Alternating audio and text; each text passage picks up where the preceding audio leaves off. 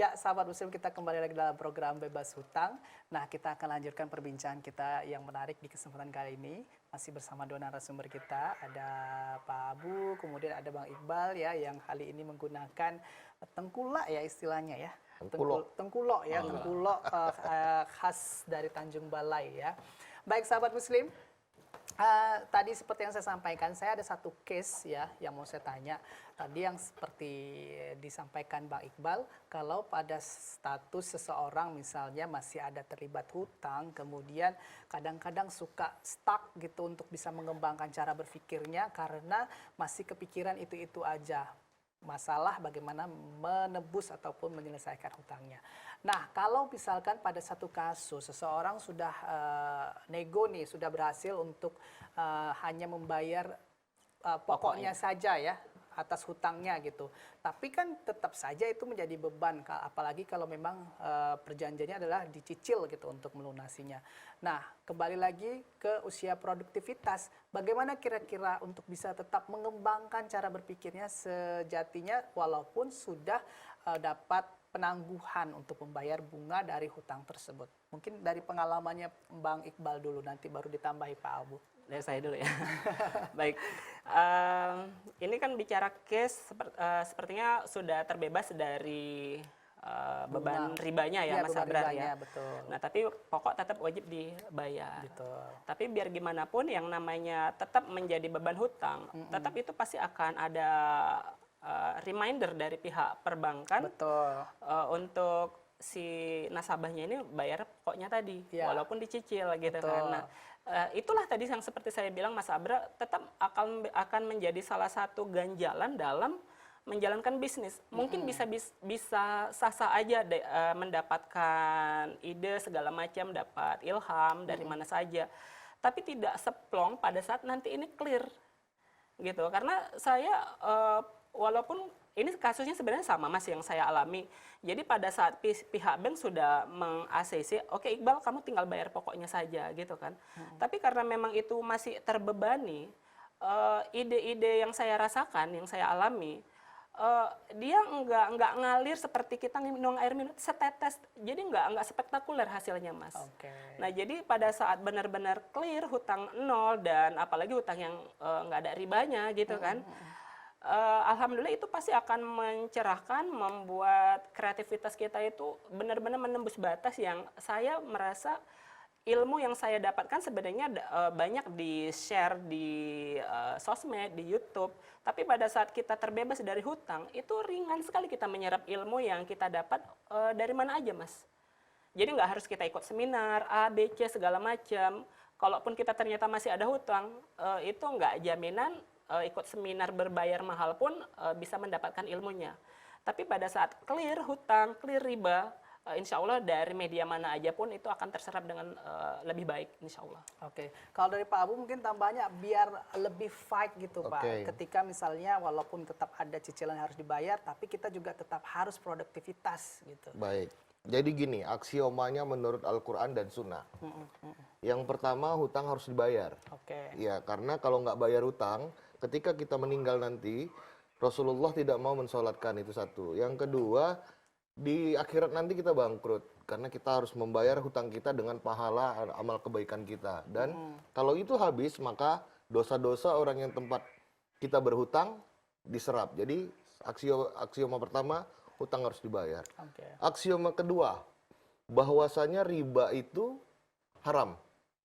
Riba itu memusnahkan. Itu aksioma kedua. Yang ketiga, hutang boleh, tidak haram. Kan begitu. Nih, hutang harus dibayar. Hutang boleh, tidak haram. Tapi kalau ada ribanya itu haram dan dimusnahkan. Ya kan? Jadi tadi kasus Mas Abrar tadi, dia kan tinggal hutang. Artinya dia cuman berusaha untuk membayar kan gitu. Yang menjadi hambatan kita selama ini karena kita itu mungkin pertama hutang tapi nggak punya niat bayar. Yang kedua, hutang mengandung riba. Sehingga Allah tidak memberikan keberkahannya kepada kita, kan tidak diridhoi.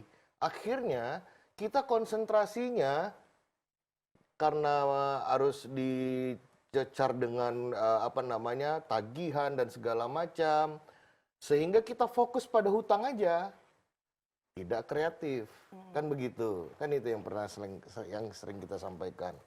Nah kalau hutang, apalagi kalau hutang itu misalnya hutang rumah tadi ya, udah ini, tinggal diusahakannya aja, udah jangan dipikirin, hutang itu dibayar seperti aksiomanya tadi gitu, jangan dipikirin, sehingga ketika dia berusaha seperti Bang Iqbal sampaikan, jadi lebih kreatif untuk mengembangkan usahanya, fokus di usaha. Seperti yang kita gambarkan dulu, tangan kiri ini utang, tangan kanan bisnis. Kalau kita lihat hanya tangan kiri, tangan kanan kan nggak nampak. Karena kita fokus di utang. Nah, tangan kanan ini kan kita fokus di bisnis. Sehingga kita nampaknya hanya bisnis saja, sehingga muncullah kreativitas. Selain daripada ya tentunya kita bermohon kepada yang kasih rizki, kan begitu.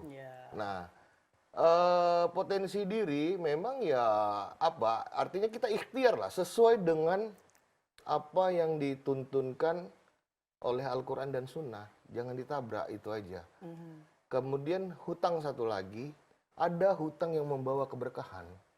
Apa itu? Hutang dagang. Seperti kalau saya kan buat baju. Ketika saya bahan ini kan saya biasa berhutang. Sebulan kemudian baru bayar misalnya. Jual beli tangguh gitu loh. Itu membawa keberkahan. Asal niatnya memang bayar, jangan hutang tapi nggak bayar. Kabur ya Pak. Jadi itu yang membuat kita ini, dan yakini kalau misalnya itu ada kepada siapa, misalnya saudara kita, kalau dia udah mendapatkan BDU-nya itu dihapuskan dan itu dia usahakan karena Allah Ta'ala, Allah pasti bantu. Jangankan dia cicil, bisa-bisa besok dia lunasin. Begitu. Jadi keyakinan itu, dan selalu memohon ke Allah untuk supaya kita kreatif, bagaimana bisa mengembangkan usaha dan bisa membayar hutang. Jadi tidak ada kata terlambat bagi mungkin siapapun, mungkin kan namanya juga manusia ya Pak ya, Bang ya, nggak ada yang sempurna. Mungkin pada saat ini masih terbelenggu oleh hutang, kemudian tidak ada kata terlambat untuk segera berazam untuk melunasi ataupun menyelesaikan masalah hutangnya dan tetap terus produktivitas, mengembangkan bakat, kemudian kemampuan usahanya seperti apa. Kemudian begini, kita bicara soal usia produktivitas, usia produktif. Tadi Pak Abu sudah sampaikan itu mungkin satuannya kalau bicara umur itu dimulai dari umur 20. Nah, kalau kita bicara tentang anak-anak muda sekarang, kemudian untuk mereka ke depan, di usia 20, bagaimana sebenarnya bisa mengembangkan potensi diri, kreativitas diri, supaya memang fokus dan komitmen ke depannya nggak perlu pakai hutang-hutang, apalagi ada kaitannya dengan riba. Kalau dari pengalaman mungkin Bang Iqbal dulu, bagaimana Bang, di umur 20 yang masih belum ada tahu apa-apa gitu, masih meraba-meraba untuk bisa mengembangkan kreativitas, langkah apa kira-kira yang harus dilakukan? Ya, jadi untuk pesan untuk anak-anak muda, anak-anak milenial pasti, jadi sebenarnya itu berawal dari informasi, Mas. Nah, jadi pada saat si anak muda, generasi Gen Y, pada saat dia melihat contoh orang tuanya memulai bisnis dari cara hutang, dia akan beranggapan, ya saya kalau misalkan mau berbisnis ya harus dari hutang. Gitu. Nah, jadi untuk merubah mindsetnya seperti apa? Ya banyak-banyaklah gali informasi dari media online, itu banyak sekali, dari YouTube yang mulai bisnis itu ya nggak harus dengan modal besar seperti yang tadi saya contohkan di awal gitu kan. Nah, jadi pada saat informasinya udah benar, insya Allah nanti yang dilakukan juga benar, Mas. Nah, kalau yang dilakukan sudah benar, insya Allah juga hasilnya pasti akan benar. Makanya starting point-nya harus benar dulu di informasi. Pada saat mau memulai bisnis harus dapat informasi cara memulai bisnis itu dengan benar. Nah, yang baik dari mana ya? Yang baik tadi mulai dari yang apa kita bisa dulu dan apa yang kita punya dulu. Kalau misalkan kayak anak kuliah, contoh Mas Abrak, ternyata jajannya itu sekitar 50.000 mungkin ya per hari untuk anak kuliahan. Jadi kalau misalkan 5 kali 3 itu udah 1,5 juta. Saya rasa kalau misalkan saya di zaman Gen Y saat ini, itu saya sudah bisa modal minyak serai berapa liter gitu, seperti itu Mas Abrar. Nah, itulah gambarannya, artinya ayo kita mulai dari yang apa kita bisa dulu. Oke, oke. Dan soal mindset juga ya, Iya. artinya karena zaman sekarang ini Pak Abu memang orang sepertinya ya punya mindset ya memang kalau untuk punya usaha harus berhutang dulu. Anak-anak muda tuh rata-rata seperti itu kalau ngomong gitu ya. Kalau Pak Abu tambahnya seperti apa? Yang pertama yang harus diperbaiki, coba kita contoh, kita ambil kisah dari Muhammad Al-Fatih yang kemarin lagi heboh nih kan, peringatan Konstantinopel ditaklukkan. Umur 21 tahun. Artinya kan itu umur milenial Iya. istilahnya. 21 tahun dia bisa menaklukkan Konstantinopel yang negara besar. Apa yang dia tanam, yang dia lakukan? Kenapa bisa umur 21 tahun dia bisa menaklukkan itu? Yang pertama akidah, memang tauhid. Bahwasanya yang memberi rezeki itu Allah. Ya kan? Dan pertama kali yang harus kita lakukan, kita tahu Allah yang memberi rezeki, maka kita harus minta ke Allah. Itu yang pertama. Yang kedua, ya seperti yang disampaikan Bang Iqbal tadi, memantaskan diri. Jadi ini yang dari sini ke atas tuh memang harus selalu diisi. Dari mana saja terserah. Baik dari YouTube tadi katanya, dari apa, tapi yang baik-baik lah ya. Oke. Kalau bisa yang seminar-seminar, sekolah, ya memang sungguh-sungguh di sana. Begitu. Kemudian sabar yang ketiga.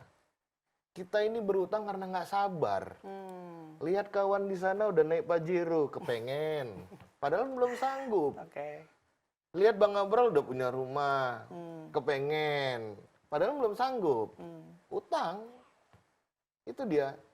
Seperti yang sering kita sampaikan, belum kapasitas kita udah ini. Keinginan bukan kebutuhan gitu. Jadi yang pertama tauhid, minta ke Allah. Yang kedua ya menuntut ilmunya, terus belajar memantaskan diri, mengupgrade diri, sehingga kita bisa mengerti bagaimana apa segala macam. Kemudian yang ketiga tetap sabar dalam menjalankan proses roda usaha itu. Sabar, kalau memang belum bisa buka cabang nggak usah. Kalau memang belum bisa beli mesin ya nggak usah. Oke. Tunggu ada cukup uangnya beli mesin. Ada cukup uangnya baru buka cabang begitu. Nah, kalau ini ketiga-tiganya dijalankan, pasti insya Allah lah ya. Insya Allah. Kita nggak bisa pastikan, memang insya Allah pasti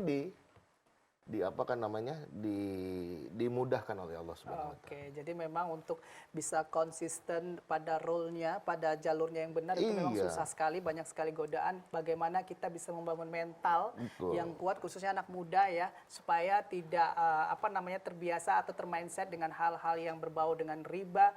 Ini penting sekali sahabat muslim untuk diajarkan. Nanti kita akan dengarkan dari sisi orang tua kira-kira seperti apa untuk bisa menanamkan anak-anaknya punya cara berpikir yang baik seperti disampaikan dari Pak Abu ataupun Bang Iqbal tadi, tentunya setelah jeda sahabat muslim. Jangan kemana-mana, tetap di program Bebas Hutang, kami segera kembali untuk Anda.